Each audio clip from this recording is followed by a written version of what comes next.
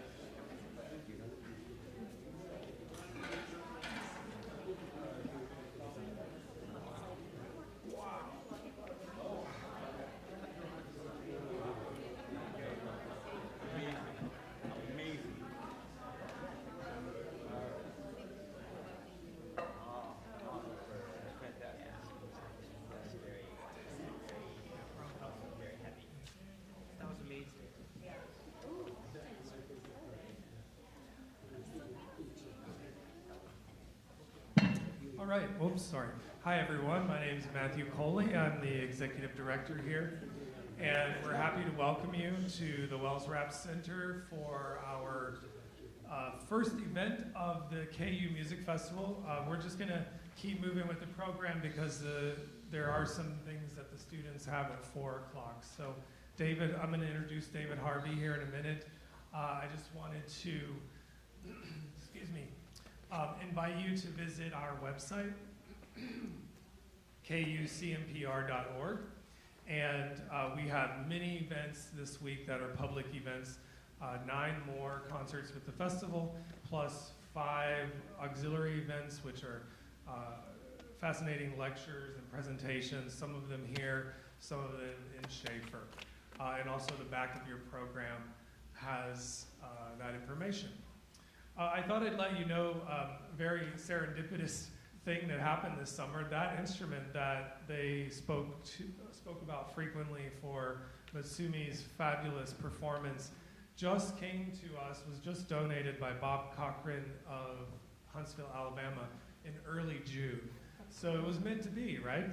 And then Mutsumi arrives and gets to premiere this very well-kept 1935 xylophone in our center. So it really was meant to be. The next performer is a very special guest for me. David and I have become great friends through this Wells Rap Center project. And I also thought that I could take this chance to send my gratitude and shout out to David and all of his work over more years than just the last year. I forgot to thank him at the April event last year, over a year ago, and so now it's my chance to give him that massive gratitude that I have for all of the work that he does for this, really for the research that we do and for this project and for the art form. Most of the images that you see in our museum have been restored and recolored by David. And if you've ever attempted to do any photo restoration, you'll understand what a gargantuan project that can be. But I invite you to visit our 7 exhibit rooms and you will get to see some of his fantastic work. But he is a consummate performer, consummate marimba artist and historian, and a really good friend of mine and a fantastic collaborator. So without further ado, I'm gonna let David take on the stage. So let's welcome David Harvey.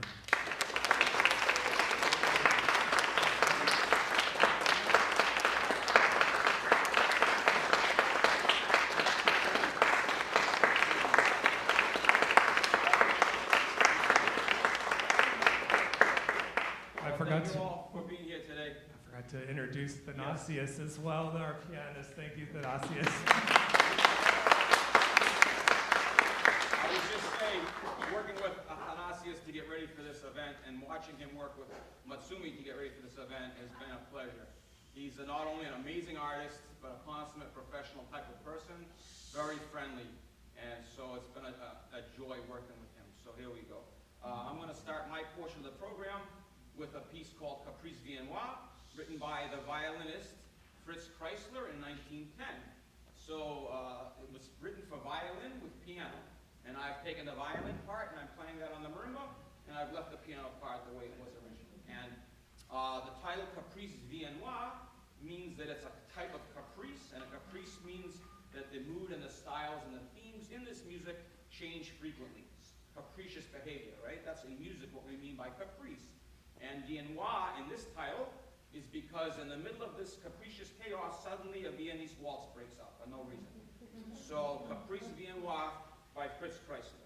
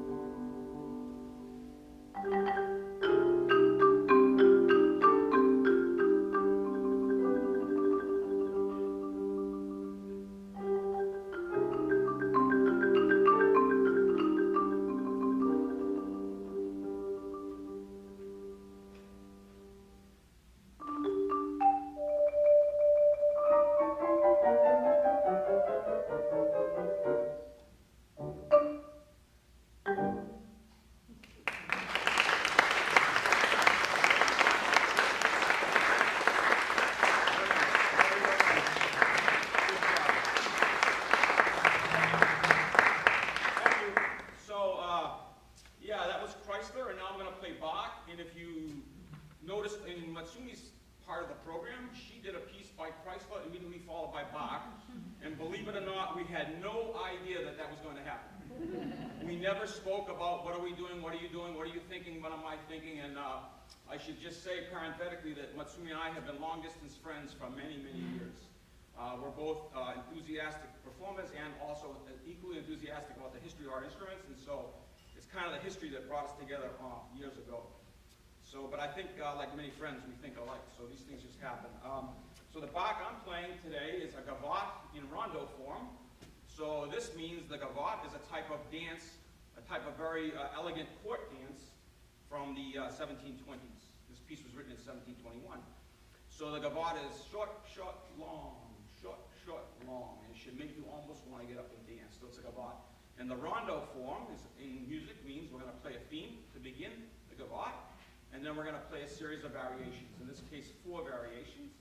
And the rondo means you play the theme, then the variation, then you play the theme again. Then you play the next variation, then you play the theme again. So this is going to happen 4 times. And just for our Bach fans here, the 4 variations are each written on a very different principle musically. So variation 1 is written in the relative minor of the key that we're in.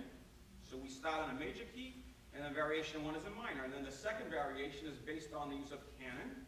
And then the third variation is based on the use of the appoggiatura, which is a type of grace note. And the 4th variation is based on moods. So for the music eggheads here, there you go.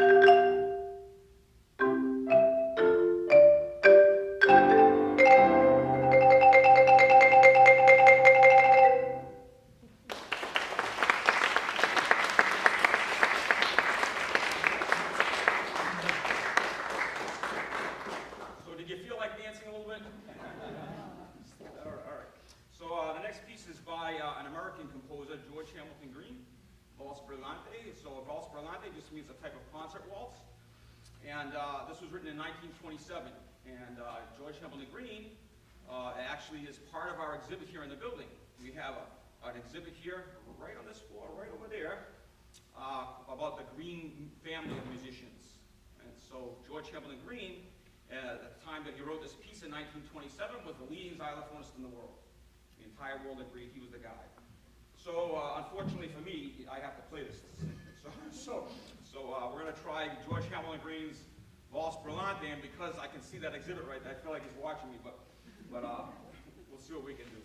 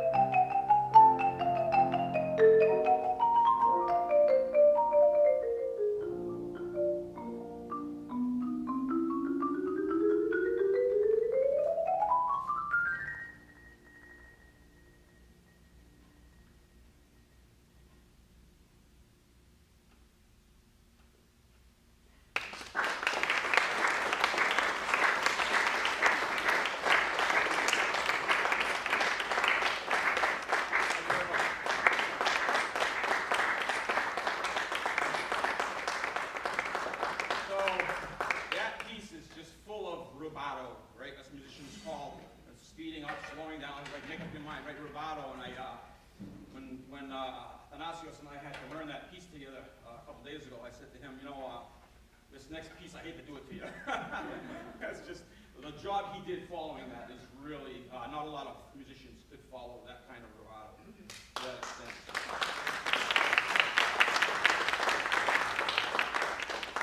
so we're going to do something in the American tradition now, and this is by Scott Joplin, Solace. So Scott Joplin was the black American ragtime pianist, and he was really a genius composer. And this piece, Solace, has a subtitle called Mexican Serenade. So this is supposed to be kind of laid-back music.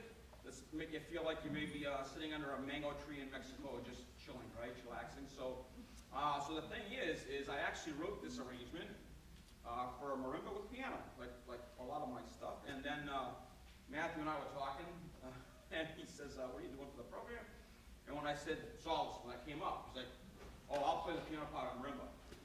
And I was like, yes, marimba duet. So I just gave him the piano part, and he had to write a marimba part as an accompaniment from the piano. I didn't even write that part, so that's Matthew's brainchild there. And just for you to know, the marimba in Mexico is almost like a national instrument, right?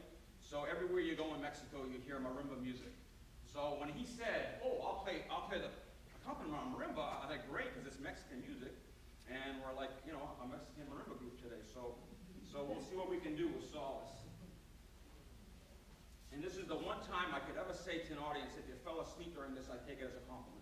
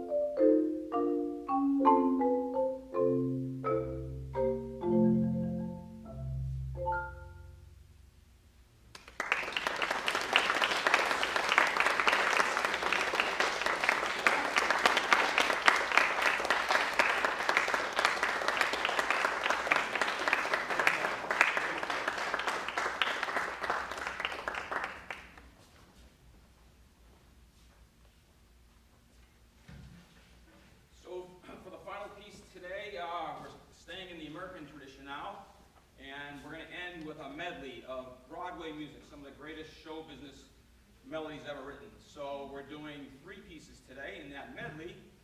So we're starting with There's No Business Like Show Business, which is written by Irving Berlin. Then one that we all love, Over the Rainbow by Harold Arlen.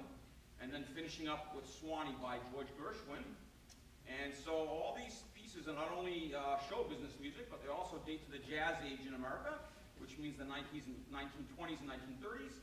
So this particular arrangement that I wrote for the Marimba part, I wrote each of these 3 melodies or songs in the medley in the style of a mallet percussionist from that jazz age. So There's No Business Like Show Business is written in the style of the late great Sammy Herman. And then Over the Rainbow is written in the style of Red Norvo. And then Swanee is written by George Hamilton Green, literally because I copied it off one of his recordings from 1920. So Athanasios is coming back, and we're fortunate to have Manuel Figueroa on bass to help us out with the rhythm section here. So.